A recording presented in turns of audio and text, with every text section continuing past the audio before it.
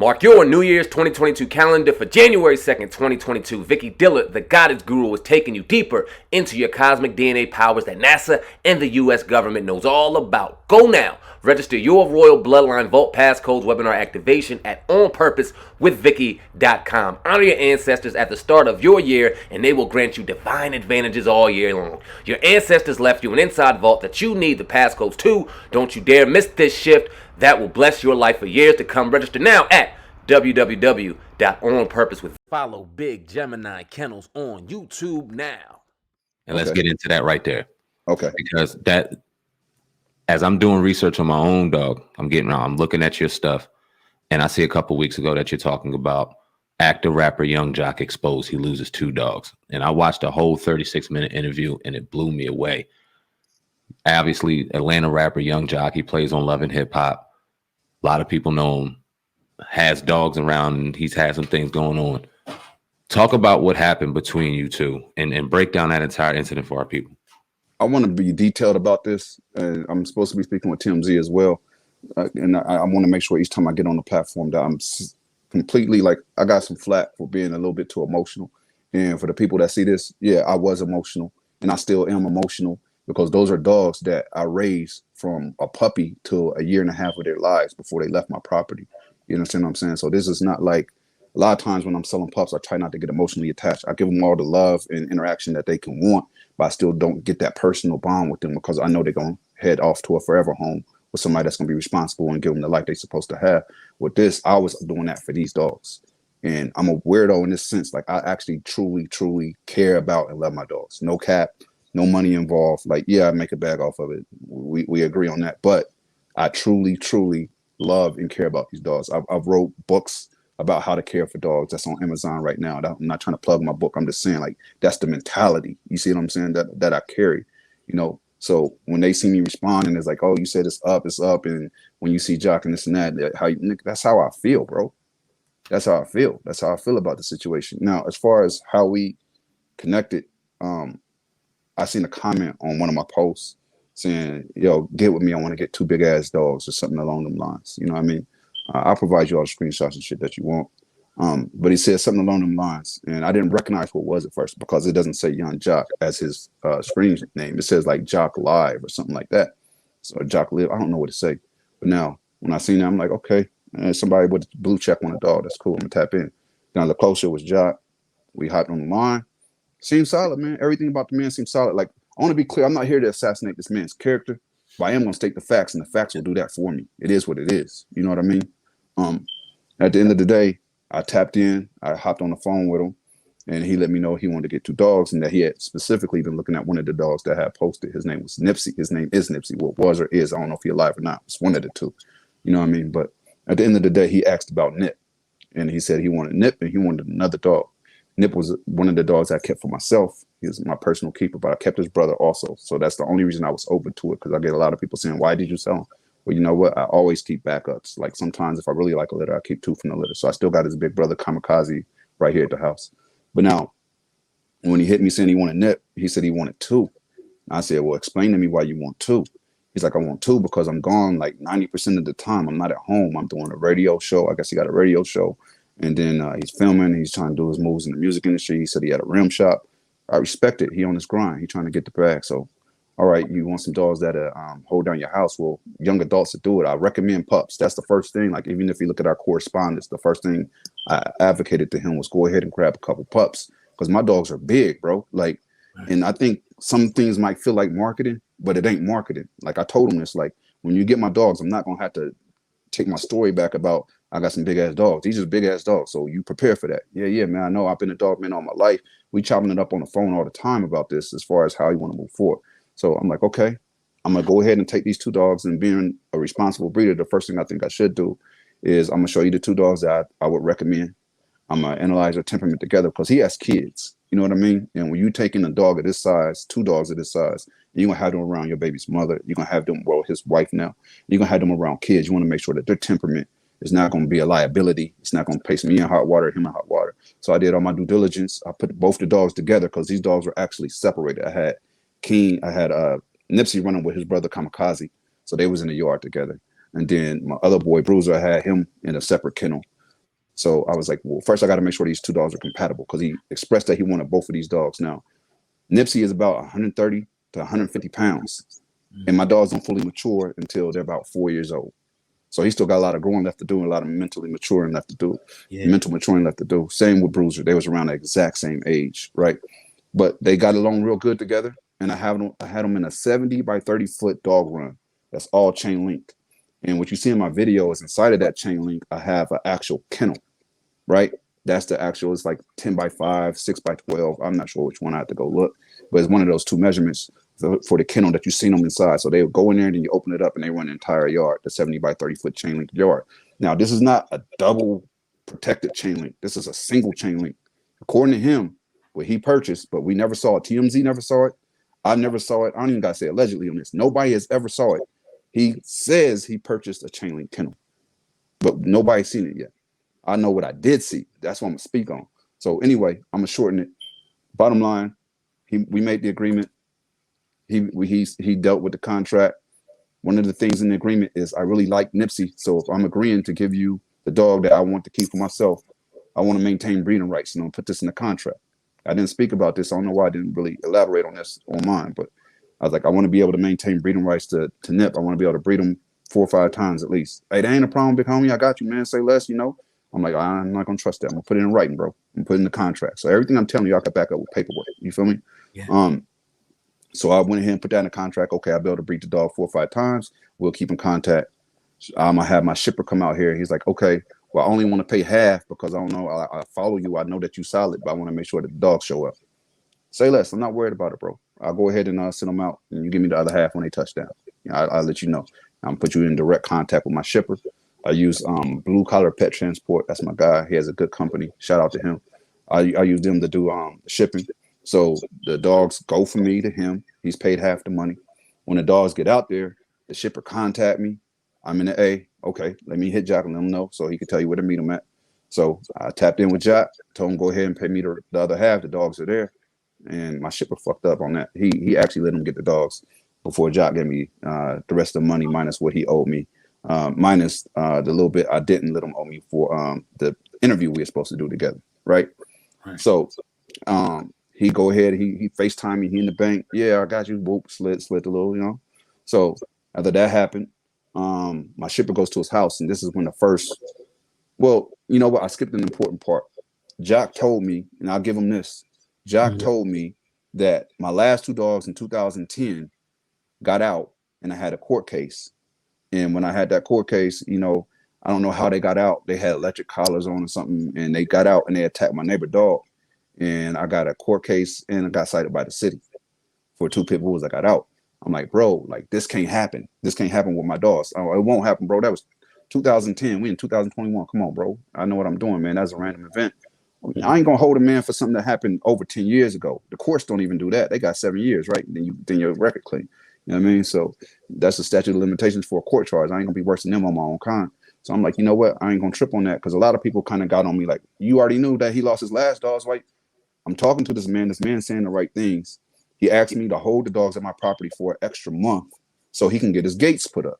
That's the important part that I left out. He said, keep them at your property for an extra month so that I can get my gates put up. And then I'm like, you know what? Say it's not even a problem. They've been here their whole life, 1.5 years. What's an extra month to me? You know what I mean? I'll hold on to them for you.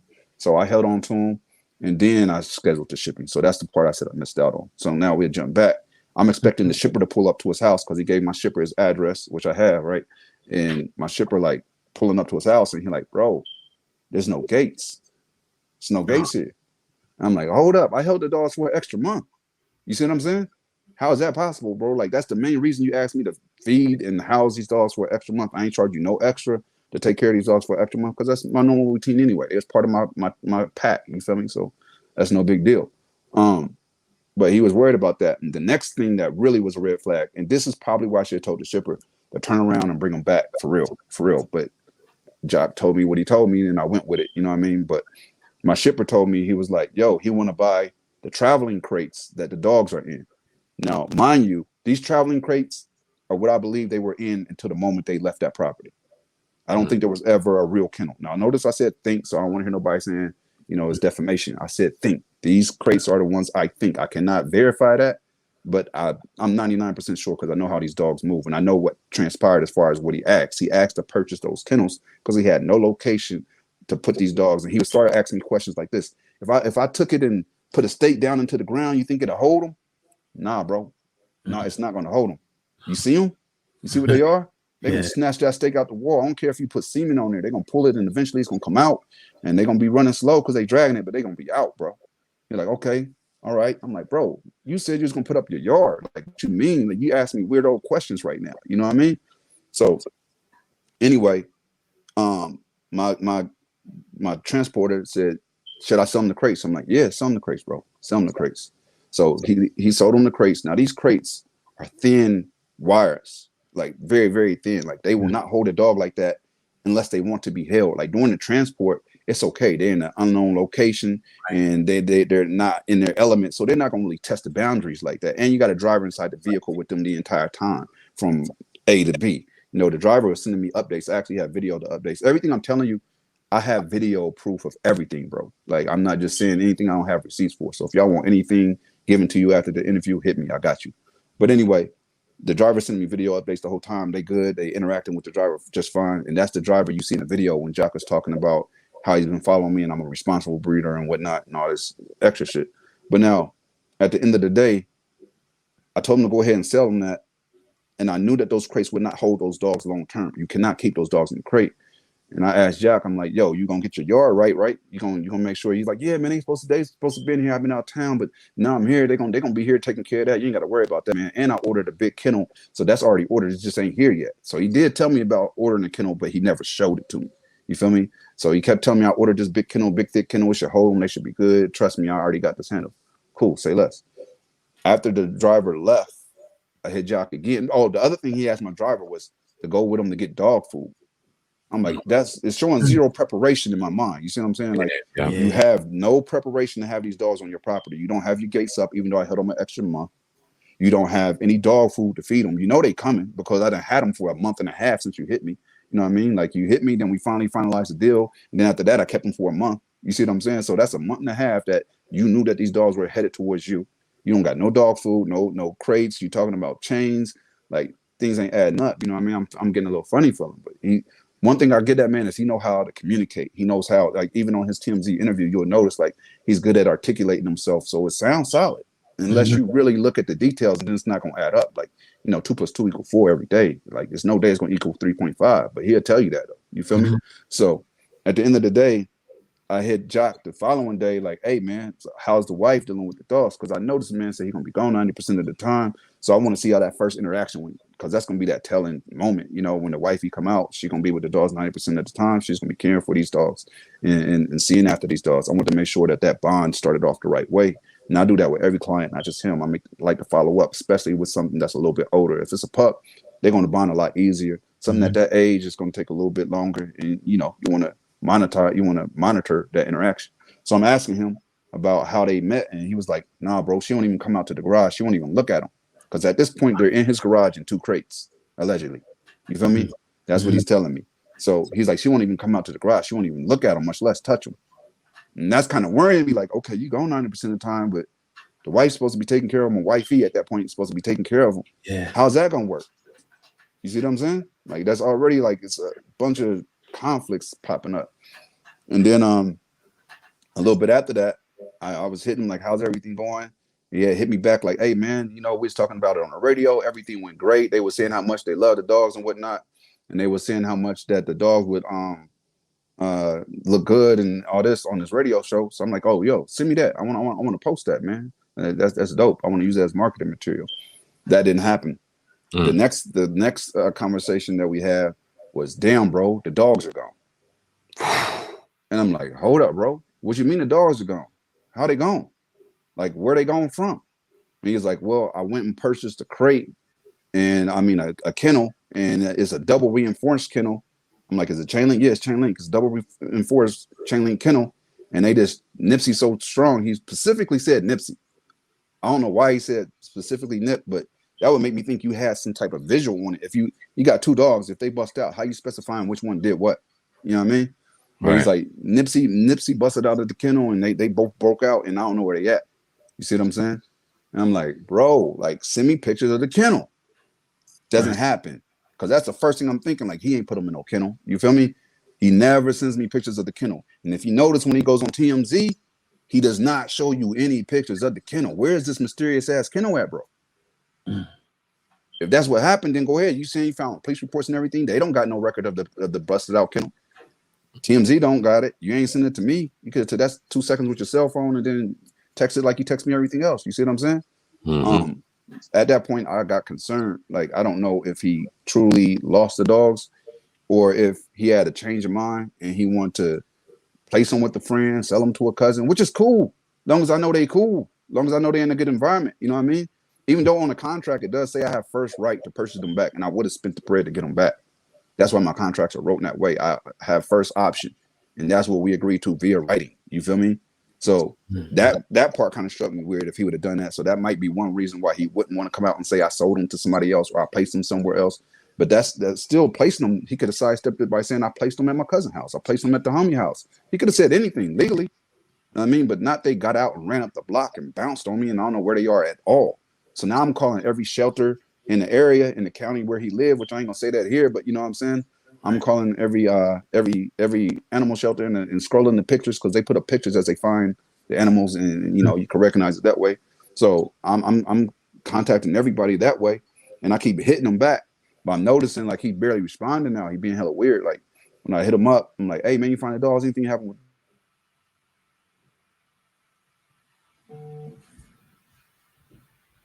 You got can you hear us? Yeah, I can hear you. All right, cool. We can hear you. Do you think? Yeah, all right, we keep rolling.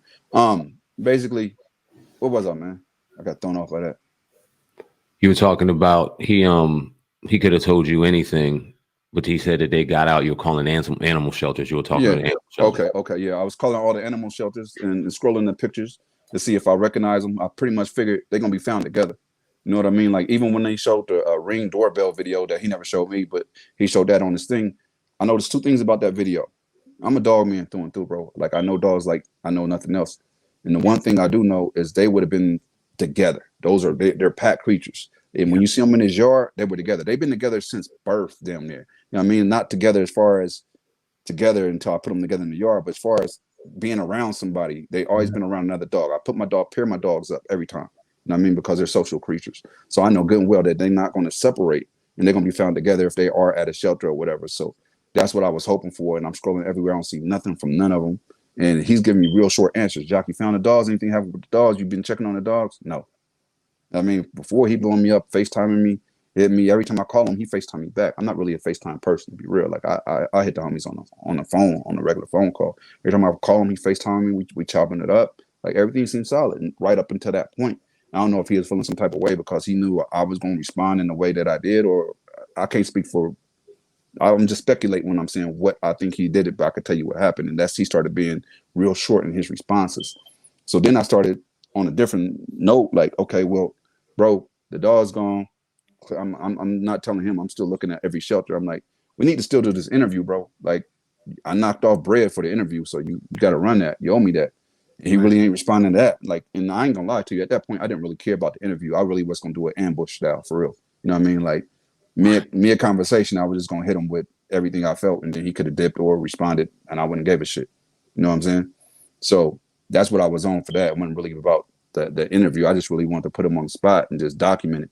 But now, because I'm feeling some type of way, my dog's gone, his dogs are gone, but I'm still thinking of, like, you hear me say my dogs because that's how I'm attached to them like that. You know what I mean? That's just my mentality. I know they're not my dogs. So anybody watching that saying, like, you keep saying your dogs. No, they're not my dogs. I sold the dogs. I get that.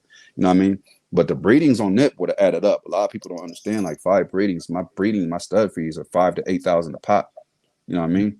Is that a huge bag? Nah, but it's definitely a bag though. You feel me? So, sure. So I'm feeling something about that. So at the end of the day, I decided, like, I'm not finding the dogs. He's not really responding. I'm not going to get the interview anyway. I might as well go ahead and put some light on the situation, and maybe I'll get some insight, because a lot of people was asking me, what did I hope to accomplish with the video I put out? Really, exactly what happened. I wanted a spotlight to put on the subject. I wanted other breeders to be aware. Like, I had other breeders that contacted me, and I cannot verify if this is true, but there's a gentleman that said he sold them 2 Borbells as young adults, and they gone. So I'm like, if that's true, bro, he the Bermuda Triangle of dogs. Yeah. You know what I mean? Like, for real, like, they go there and disappear. What the fuck? You know what I mean? Like, so anyway, I went ahead and put out the video to go ahead and put a spotlight on that and then see if I can get any intel from the general public as far as if they seen it or if they know where they are, just to give me peace of mind to know that they're at least good. You know what I mean? Like, I'm not trying to do nothing shady. I just want to know that the dogs are good. At the end of the day, if I could find out that from this interview, I'll be happy, bro. If I can know that the dogs are okay. Like, bottom line, forget about a bag, forget about what I'm owed or what should have happened or an interview. I just want to know that they are okay. That's the ultimate goal of everything I'm doing right now. So I kind of two questions. If he said it was in the garage, in the kennel, how do you think that they really got out? Is the first part of the question I asked. In your opinion? In my opinion, I 100% think, in my opinion, that he kept them in the travel crates. Okay. And they busted them because they will bust through that all day. They in there by choice. I'm gonna be real with you. The reason why they're in a kennel inside of an enclosure is because animal control requires that. They understand these dogs. They will be in the shelter, in the kennel by choice. If they really want out of that, like if somebody hop my fence, I'm guaranteeing you, besides my sentinel dogs that I got running in the yard to hold down the property, at least 3 or 4 of them gonna pop them locks. It's gonna be a good 2 to 6 dogs on your ass. You know what I mean? That's not a maybe. They're in there by choice, and that's with the alligator clips and everything in them and everything else. They're gonna pop them. So those little kennels, some smaller kennels, right? There's no way they're not gonna. First of all, they're not used to being held up in such a small space. They're used to running a 70 by 30 dog foot run and then putting up in a 5 by 10 or a 6 by 12 at night. You know, and this is like what 4 foot by 4 foot. Like they barely fit in them for the trip, much less to stay in there long term while somebody at work all day or at the radio station, wherever they at. So that's what I think happened, bro. So they broke out inside the house in the garage, you think? That's exactly what I think. Yeah. If you look on Google Earth, you look down on the crib on Google Earth, there is never a kennel in the backyard, bro. Wow. Never.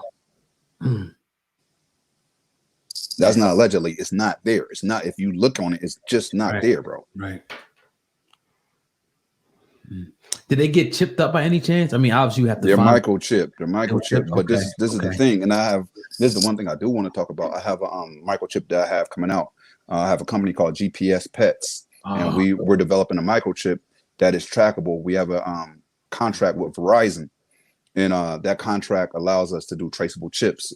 We have a data agreement with them, and what that does is you actually will get, once they leave, you have what's called a perimeter and geofencing. Yeah. So once you have that set and they go 3 feet out of that, you get turn by turn directions to within 3 feet of your dog. But a lot of people think that's the way the current microchips work. They do not work that way. This is what happens. Yeah. They get scanned once they found by somebody and taking the animal control. They get scanned. And here's the problem with that. When they get scanned, there is not a permanent location for where they put that chip. They sometimes put in the back of the neck, sometimes they put in the back of the shoulder blade, sometimes they put in the rear leg. So they just wave the wand over the dog, bro. And if it don't go off, then the dog is put up as far as owner not verified, owner not dog not chipped. So it's not like I would know automatically because they are chipped, which both of them are chipped, that they were taken in, unless during that intake scan it caught it. And a lot of the times, even if they're in there, that microchip is not found during the intake scan, and it's not going to just broadcast a signal. Because I got a lot of comments like, "Why didn't you chip the dogs? They are chipped." Yeah. They ain't contacted me, which means they ain't been, the chip wasn't found during the intake scan. So they're either not in a shelter or it was missed during the intake scan when they did go into a shelter. Thanks for clearing that up. Thank you. So they get out of the kennel or they get out of whatever enclosing they're in, and now they're currently in a garage. Did somebody let them out? In your opinion and your thoughts, how do they go from the garage? It's going to be speculation. I'm going to keep it 100 with you. I want to do everything solid. So I'm going to tell you like this. I have friends that have, I'll put it this way, I have friends that's like, you know what, his wife probably told him to turn them loose. I don't know if she did that, bro. I have no idea if she did that at all. Is that a possibility? Sure, everything's a possibility. You know what I mean? What I assume is if they're in travel crates and they're inside of a garage, what I do know, if I had them in travel crates in my garage, that's going to last for like a half a day. Yeah. And then they're going to say, fuck this, and they're going to bust out. 220 plus 30 plus dogs walking in a residential neighborhood are going to get spotted like that. They should be, bro. that tells me that's either something deeper to that they just got loose. Yeah. And that's my opinion. You know what I'm saying? Because them dogs are huge, beautiful dogs, but obviously noticeable. They get loose in a residential neighborhood. Somebody's calling somebody ASAP. Immediately. I had people that said they seen them though, but you know, like the internet, bro, you can't. It's weird. I'm sure y'all got a big channel. You know how many comments you get that say weirdo, random shit that you don't know if they trolling or if they serious, but you know what I mean? Yeah. I had people say Nigga said, oh God, you the man, Cass. I spit white like a clan mask. And I'm a hustler, I could stand out on the beach and sell sandbags. Some things can't last, but this ain't just a podcast. This is Sam Ant and Oh God Cast. Hip hop uncensored is the vibe, so subscribe. Hip hop uncensored is the vibe, so subscribe. Oh God, driving Sam Ant riding passenger side, and you heard it out the mouth of the greatest rapper alive. Hip hop uncensored is the vibe, so subscribe. Hip hop uncensored is the vibe, so subscribe. Oh God, driving Sam Ant riding passenger side, and you heard it out the mouth of the greatest rapper alive. Go gang.